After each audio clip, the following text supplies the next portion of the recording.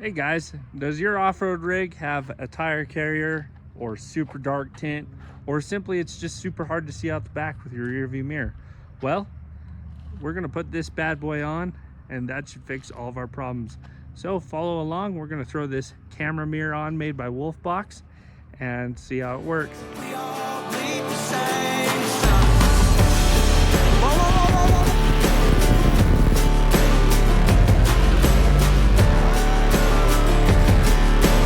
We all bleed the same stuff.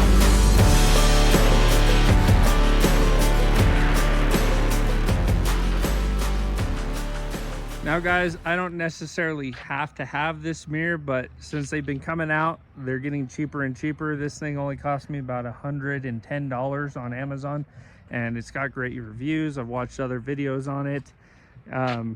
Anything that can help though with this tire carrier to help me from backing into a tree at night in the middle of the woods, I'm gonna try it. So like I said though, I've been willing for years without it, and I could probably go for years without it as well. Just a super cool feature. Also, it does have a forward-facing camera, and you can record both rearward and backward and save all that footage. So in the event of a crash or some wheeling trip, you can save all of that and use it for evidence in said crash, or use it in one of your own YouTube videos, which is pretty cool. But let's get that box open and see what's all inside. All right, so I've already got the cover off, no big deal. Box super clean. This did have a protective layer of plastic over it, but I did take it off because I've been looking at this thing and it's pretty slender. Sorry, it's pretty slender for what it is. Here's your forward facing camera, and once we get this thing turned on, we'll look at more of the details. But it can be a regular mirror too, as you can tell.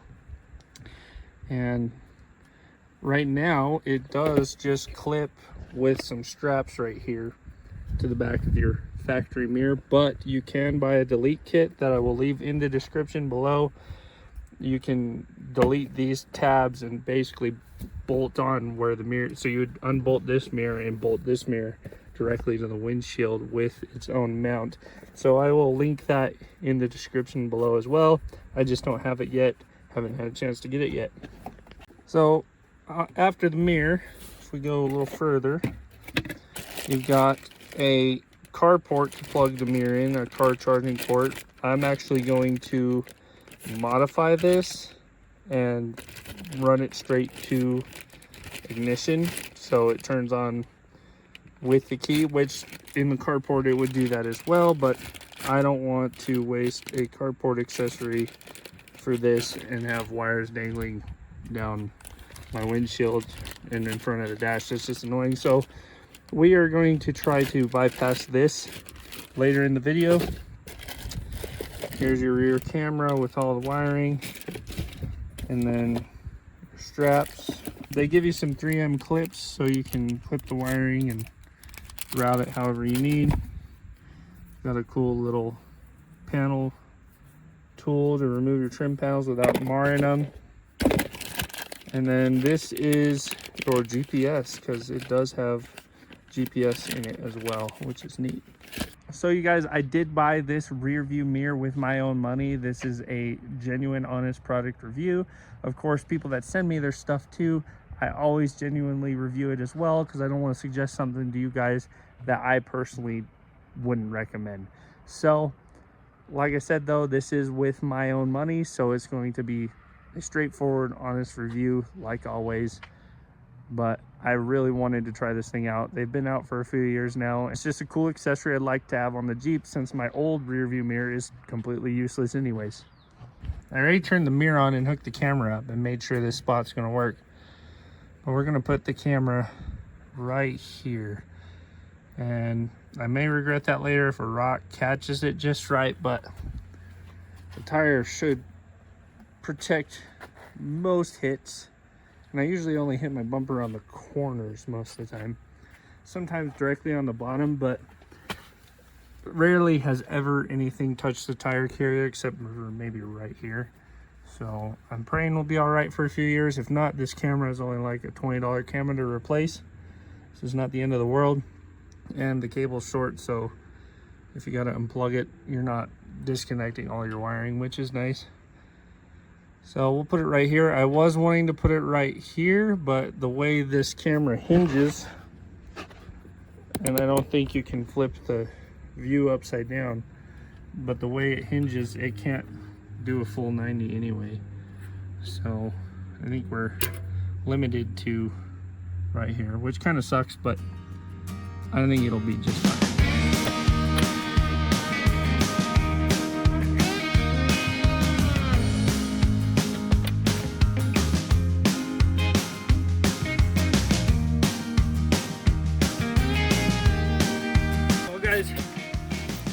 The little screws that come with to mount the camera are not tough enough to screw into thick metal. I did pre-drill it, of course, to the right size, but it snapped right off, so I got to get my own screws.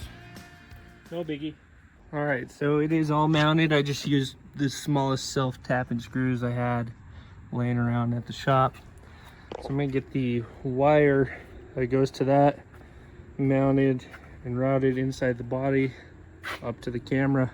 Okay, so I got the camera all wired up. I even wired up the GPS for the mirror, but unfortunately, I was thinking I would be able to splice this car charging port and just wire it or hardwire it into the vehicle, but there's a little more to it on this camera. So I'm just gonna get their Hardwire Kit. It's an extra 30 bucks on Amazon, but it's gonna be totally worth it and be a lot cleaner. And their Hardwire Kit has voltage protection, so you can actually run this on your vehicle with the vehicle off, and it can time-lapse record. So say you have a break-in or something, I mean, that's kind of neat. It'll keep filming. So I'm just gonna go ahead and play it safe, get that kit instead of try to redneck this charging port that it comes with.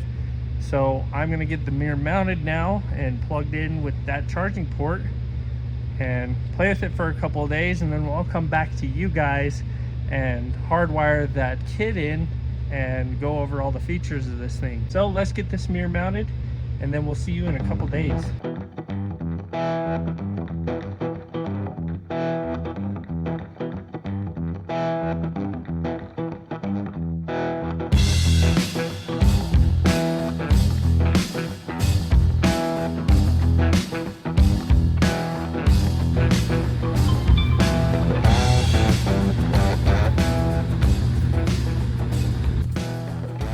So it is a new day. We have the new Hardwire Kit in.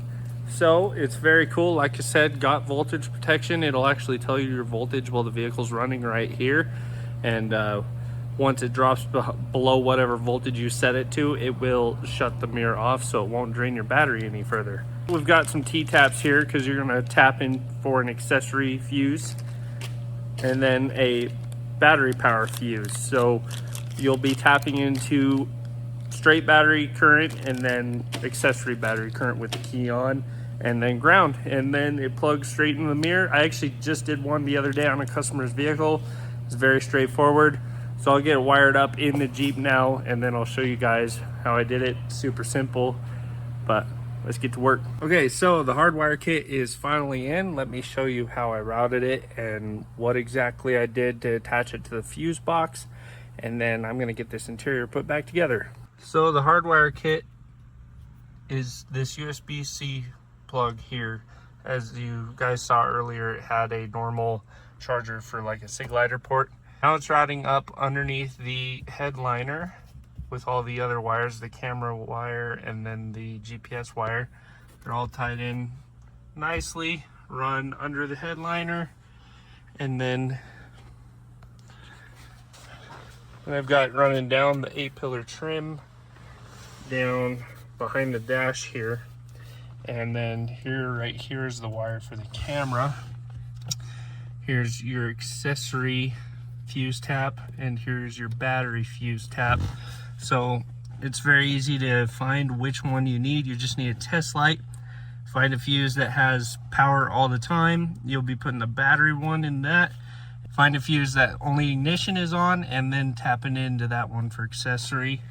It'll say accessory and battery on the wires, as you can see right here. And to hide the box, It is in the dash right here. If I ever need to adjust it, I just gotta take the glove box off.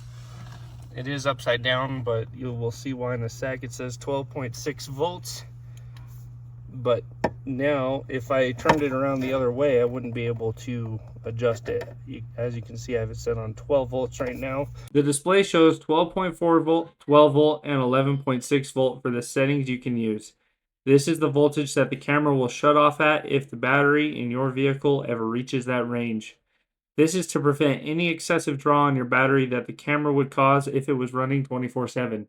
Supposedly what this mirror will do is you turn the key off, you park your vehicle for who knows how long. It'll record up to 48 hours and then shut off unless the voltage of the battery drops below what you have it set. So I believe it will be, you can have it at 12.4 volts is when it'll turn off, 12 volts or 11.6 volts. I did a happy medium and did 12 volts just to be safe. So yeah, it'll either turn off when that voltage gets too low or after 48 hours. So it's pretty nice if you need to park and leave it for a while. You can know that it's always recording, and you know, if somebody messes with your stuff, you've got them on camera. So kind of neat.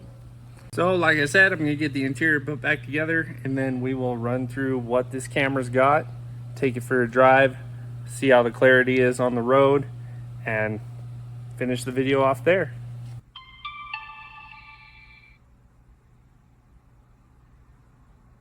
Okay, so as you guys can tell, I got it up and running.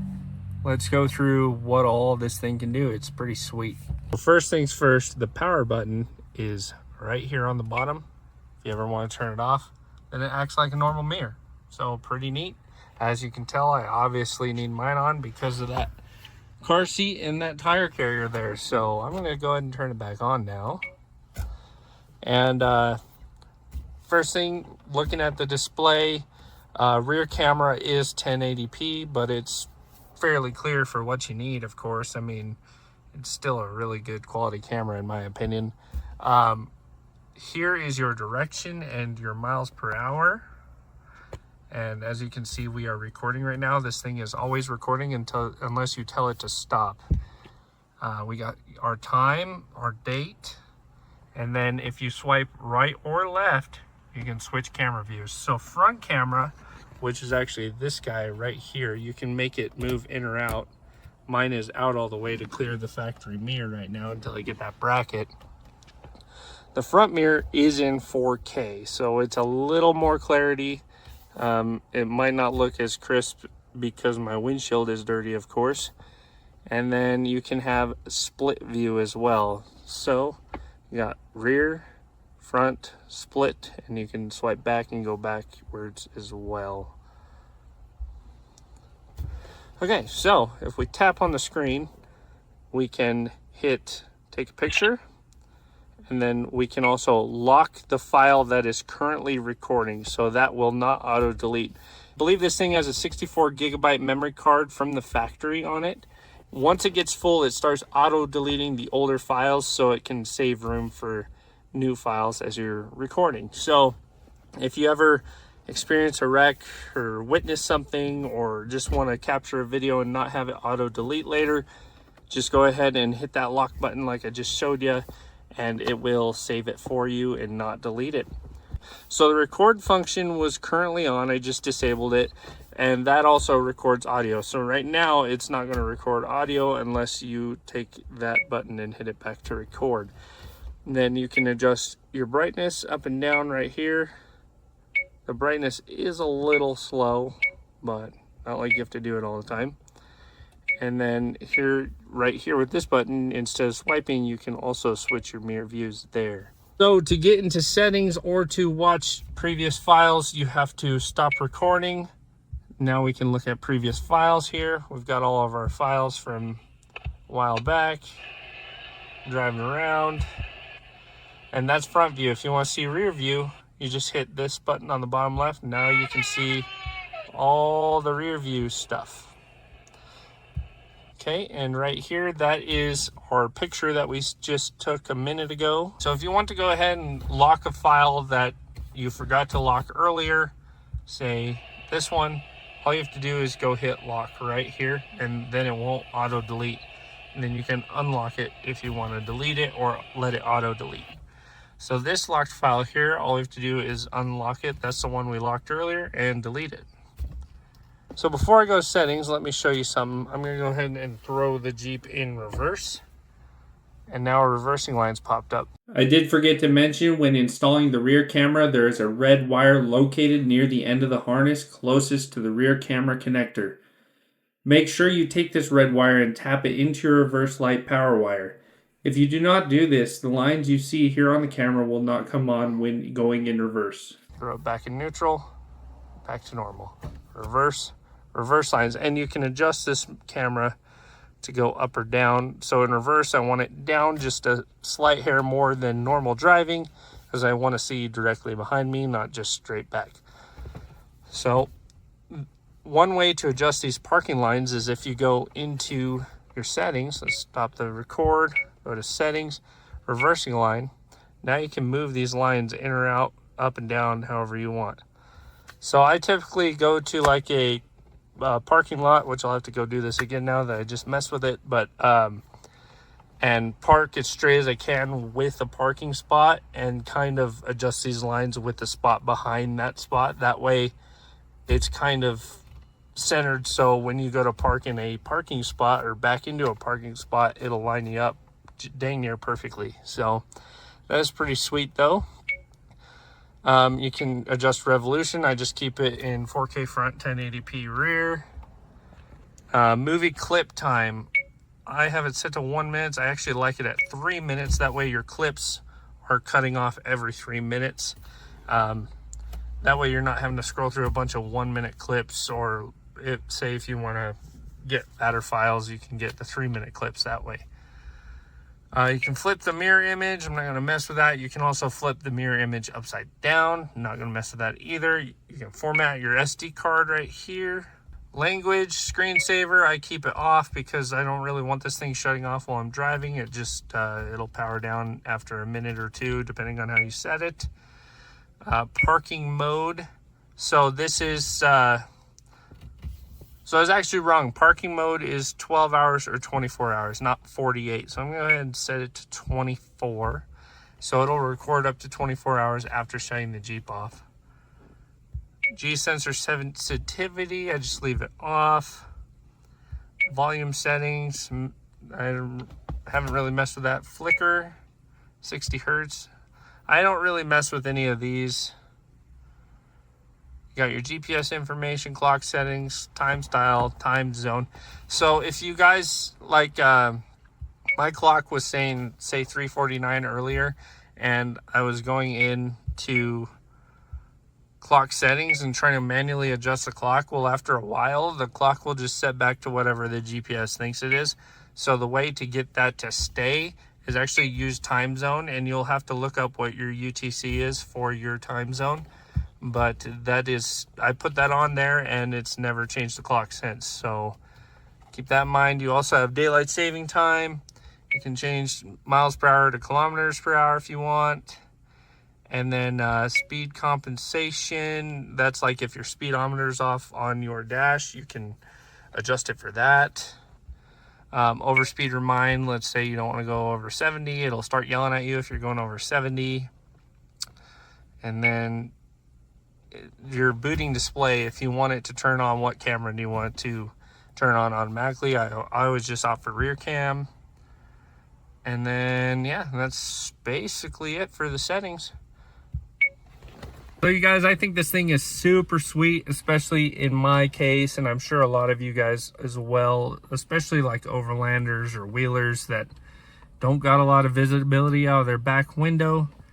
This mirror is definitely a game changer for that, because I know a lot of guys build their spare tire carriers like as you can tell, I did mine directly in the middle on the back because my OCD bothers me if it's side to side. But a lot of guys build them on one side or the other just so they can see out their rear view mirror. But in the end, if your Jeep is loaded with crap in the back, it's still useless. So I'd rather have my tire carrier look aesthetically pleasing to how I like it, and then just use this mirror. I mean, this mirror is awesome. There is one other thing though. At nighttime, I did find if somebody's behind me with their like brights on, this rear camera does have some glare in it. There is an upgraded camera you can buy from Wolfbox for like another 30 bucks. That's supposed to have even better clarity than this rear one. And that's supposed to get rid of any glare. And it's got good reviews. I'm just going to stick with the one I got for now. It doesn't bother me that much. So anyways, guys, I think that's it for the settings. But it's time to real-time test it, so let's go hit the road and see how the clarity is and see if you guys like it. Personally, I've been loving it so far, but let you guys get a look at what it looks like on the road so you can decide if you want to purchase this for yourself.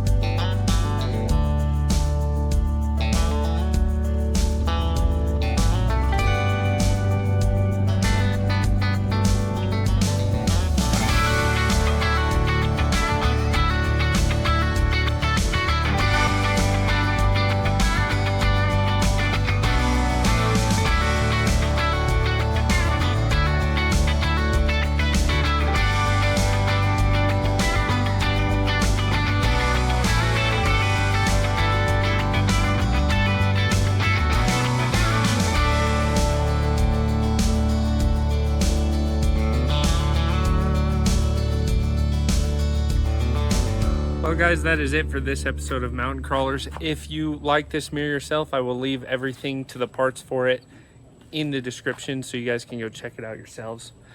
As you can tell, it was starting to get muddy. It had just rained, so we couldn't get too much footage out on the trail, but hopefully it gives you an idea of what the mirror's like. So anyways guys, I hope you have a great rest of your day, and we will catch you guys very soon on the next one. We'll see you later. Bye.